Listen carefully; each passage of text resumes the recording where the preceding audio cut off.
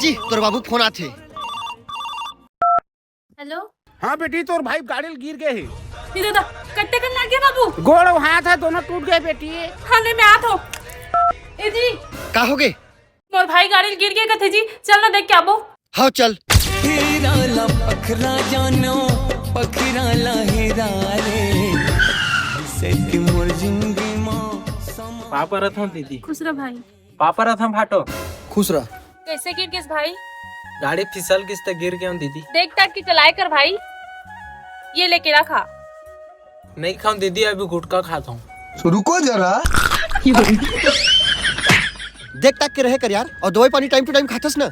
अब काय time to time फाटो माँ तो चल दिस बाबू हवे ते जता ल करथे। बहुत बाबू पानी लेके आ गए। या बाबू लेकिन एक सेकंड चलो थे बाबू। खुश ही रह। ते बाबू नहीं लगा बेटी दादा का ठोकन बाचे। देख हट्टा।